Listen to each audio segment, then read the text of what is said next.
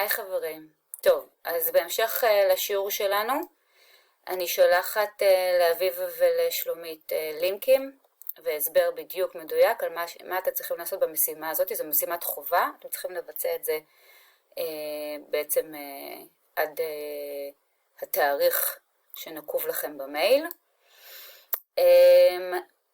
מה שקורה זה שאתם נכנסים כל אחד ללינק שמיועד לכיתה שלו. לצורך העניין אני נכנסת דרך הלינק הזה לפדלט של אביבה. בפדלט של אביבה אתם יכולים לראות ששמתי לכם פה דוגמה. מה אני בעצם מבקשת? אתם לוחצים על הפלוס הזה פה, תפתח לכם חלון. בחלון אתם כותבים את הפרטים על עצמכם, כמו שאני כתבתי פה, אתם פשוט כותבים על עצמכם. לדוגמה, על,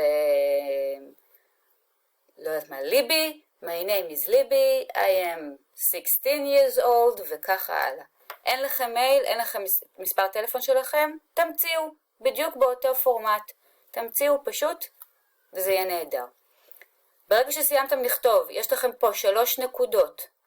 כשאני לוחצת עליהם, נפתחות לי עוד אופציות. אחת האופציות, אחת האפשרויות, היא קול. אני לוחצת על הקול, וקופץ לי חלון. ברגע שאני קופץ לי החלון הזה, אני יכולה ללחוץ על הרמקול הקטן הזה, ולהקליט את עצמי אומרת את הדברים שכתבתי הרגע. יש לכם פה את הדוגמה שלי, תראו איך אני אומרת אותה.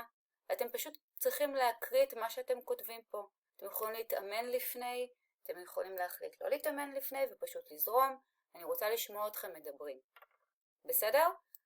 חלק ראשון, לכתוב על עצמכם בדיוק כמו שכתבתי על עצמי. חלק שני, להקליט את עצמכם אומרים את הדברים האלה. 3 נקודות, קול, נפתח לכם, לוחצים על הרמקול הזה, וממשיכים הלאה.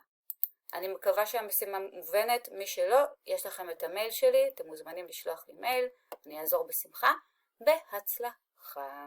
ביי ביי.